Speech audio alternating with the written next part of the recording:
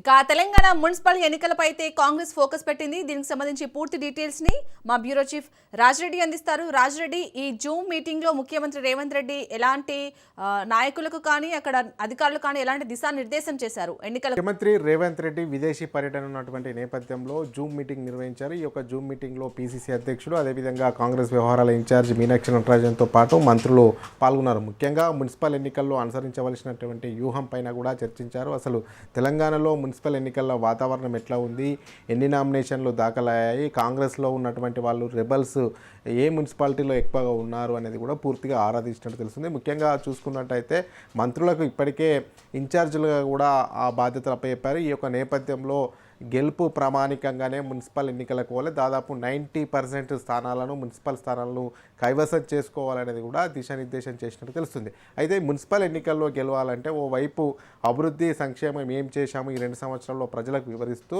అంతేకాకుండా ఇప్పుడు మున్సిపల్ ఎన్నికల్లో నామినేషన్లు ఎక్కువగా వేశారు కాబట్టి కాంగ్రెస్ పార్టీలో ఉన్నటువంటి అధికారంలో ఉన్నటువంటి నేపథ్యంలో పోటీతత్వం ఎక్కువగా ఉంటుంది కాబట్టి ఖచ్చితంగా టికెట్ ఆశించే వారంతా కూడా నామినేషన్స్ ఇస్తారు. అయితే విట్రల వారికి నామినేషన్లు విట్రల్ చేపియాలి. ఎవరికైతే సర్వేలో మంచి అవకాశం ఉంటుందో, గెలుపు అవకాశమే, వారిని బారిలోకి దించాలి. మిగతా వారిని కన్విన్స్ చేసి విత్డ్రాల్ చేపియాలి. ఎందుకంటే రెబల్స్ బెడద కనుక ఉంటే బీఆర్ఎస్ కానీ బీజేపీకి కానీ అడ్వాంటేజ్ అయ్యే అవకాశాలు ఉంటాయి. కాబట్టి ఎక్కడ కూడా రెబల్స్ బెడద లేకుండా జాగ్రత్తలు తీసుకోవాలనేది కూడా ముఖ్యమంత్రి రేవంత్ రెడ్డి సూచించినట్టు తెలుస్తుంది. ముఖ్యంగా ఈ 2 సంవత్సరాల ప్రజాపాలన ఏదైతే అభివృద్ధి సంక్షేమ కార్యక్రమాలు చేశామో, ఎలాంటి సంక్షేమ కార్యక్రమాలు అమలు చేశామో, ఇందిరమ్మ ఇండ్లు అయితేనేమి, అదేవిధంగా రైతు భరోసా అయితేనేమి, రుణమాఫీ చేసిన విషయాలన్నింటినీ కూడా ప్రజల వద్దకు తీసుకెళ్ళాలి.